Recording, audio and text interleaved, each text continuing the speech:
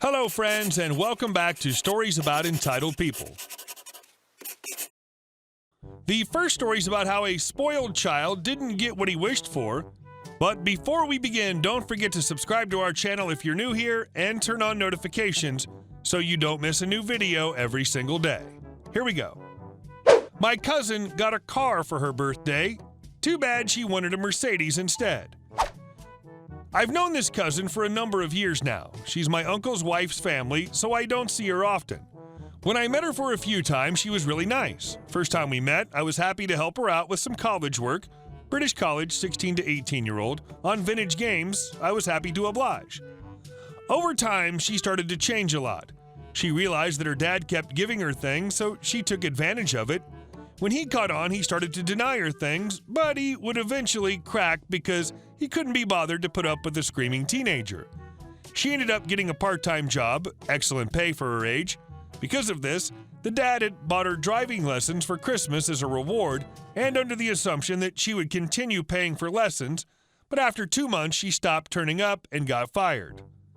This all changed when it hit her 18th birthday. She asked specifically for a Mercedes-Benz for her birthday. She said that she wouldn't drive anything else. Not sure if it had to be new, wouldn't be surprised if that was the case. Well, funnily enough, she didn't end up getting her dream car at the age of 18. Instead, she got a 2012 Golf.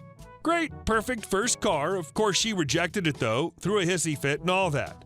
When the dad finally cracked, he threatened her that she'd have to move out if she didn't get a job.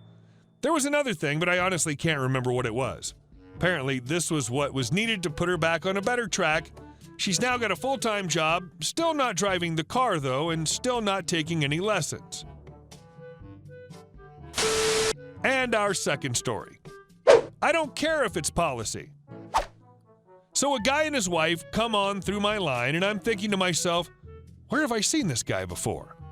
As the order goes on, I notice the guy's wife is starting to put things in their cart without bagging it, and as part of our policy, we need to put paid stickers on items that are not bagged. As I'm putting the stickers on his items, he stops me. Guy, excuse me, what the F are you doing? Now I remember this guy. The first time I met him, he told me to go F myself because I put stickers on his items. I'm putting stickers on your items, I tell him. I know that, but why? I don't like those stickers. Takes too much time. We're in a hurry. Oh, I'm so sorry that I took half a minute out of your precious time to do my job. Plus, if they were in a rush, they wouldn't be buying so much crap. I'm sorry, sir, it's policy. I don't care if it's policy. I don't like it. I could get into a lot of trouble or even possibly fired. I over-exaggerated so he'd get the point. Wow, that's stupid. I don't appreciate it that you're arguing with the customer. Not arguing with you, just telling you the policy. Whenever I tell them not to put stickers, they listen to me. It's because you always harass the cashiers by cursing or yelling at them, and I'm not taking that. After that moment, it was pretty weird and such. This guy always comes in and does that crap. He'll buy stuff and put stuff directly, puts it in, and yells at the cashiers when they try to do something. And our last story. Fire me before I quit? I'll ruin your life. Since I'm still in school, I took a job at a bakery of types, which I won't name. The place has bread in the name, but also sells overpriced salads and sandwiches. I worked there for close to a year where I had this boss named Betty, not her real name of course. Betty and I didn't get along whatsoever. She'd gotten the previous general manager to quit because she had an affair with him and she threatened to tell his wife if he didn't leave. He quickly left the job and she was promoted to the position. I didn't like her, but I have to respect the dedication to be the general manager of a small store. When I first started working there, I was respectful, but she would do things that would get on my nerves. For instance, I'd clean all the places I would be hired to do, and once I was done and relaxed for maybe 5 minutes, she'd run out of the manager's office screeching, "Why aren't you working?" I would tell her, of course, I did my job, and as a cashier, if nobody's there to help, then I didn't have anything to do. She would glare at me, then I'd see her accidentally drop an entire pot of brewed coffee onto my freshly mopped floor for me to clean. So I learned quickly to always look busy. Once she realized I was going to kneel and kiss the ground she walked on, she started dropping my hours. The store ran on a Game of Thrones type politics for those who got promotions and raises. Somehow all her friends were managers and would bully the rest of us.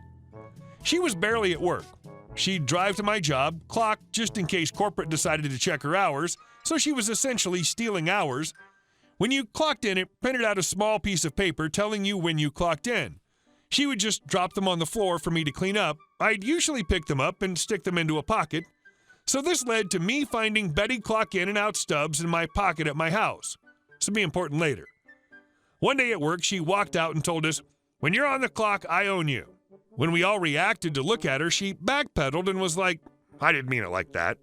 This will be important for later. So after a while, I got sick of practically begging for hours, so I went to my current job, but I decided I merely wanted to drop my hours, which are already barely a day a week. But suddenly, when I got my new job, she scheduled me every single day of an entire week. She never did that, even when we were on semi-good terms, so I obviously told her I had a new job and couldn't do this. After that, I went home and called my friend who was still working there to tell him I was going to quit tomorrow. He has a bad habit of putting his phone on speaker when he's cleaning at work, so Betty overheard this, obviously. The next day, I walk in and go through the respectful motions of saying thank you for the opportunity and blah, blah, blah. Betty let me go through the entire speech before she said, "Oh yeah, I was meaning to tell you. You're fired." I was so blindsided and pissed, I cussed her out. I would have completely left it alone if it wasn't for the district manager, Ben, not real name, texting me. The revenge. He thought I was still working there, so I explained to him I was fired. He was stunned due to the fact that I was a decent employee. He asked why she let me go, and I explained it to him, and he was angry. He clarified that she fired me before I quit, and I said yes. He was pissed that she did this and asked if there was anything else she might have done. I kind of just vented to him for a bit. I forgot to mention that she slowly fired and forced people to quit and replaced them with her friends and family, which, according to company policy, she couldn't do. Something about conflict of interest.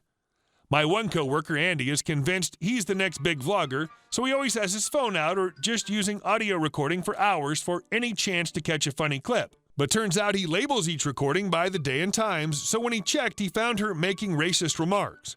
I got a brilliant idea, and with my other fired or coworkers forced to quit, we decided to scour Andy's recordings. We found some great moments of Betty saying controversial things or just being nasty.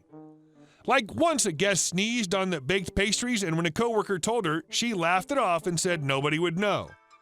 But this wasn't enough for me. I try to avoid conflict, but when I'm in a situation, I follow it through.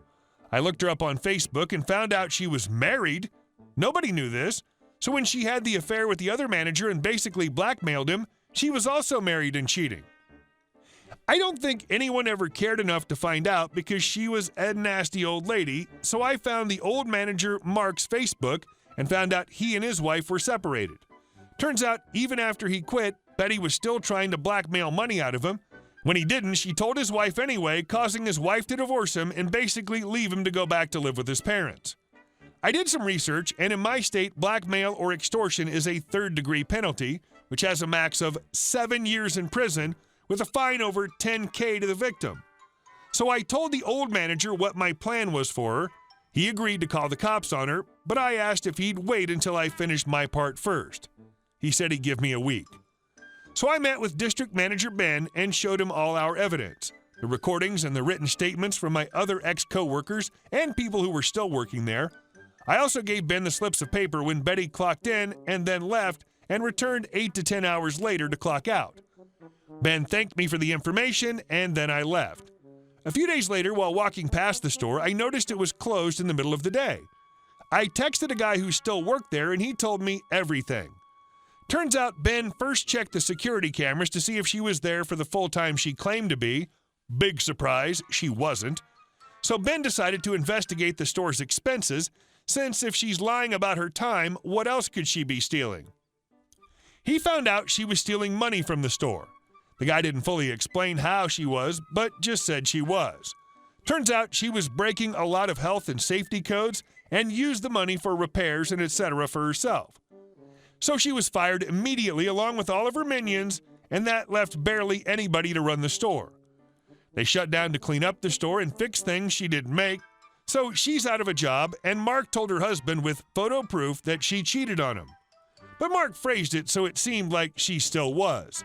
So Betty's husband flips out and decides to divorce her, and Betty's the type to post everything on Facebook. So she's begging someone to let her stay, but all of her friends and family totally bailed on her.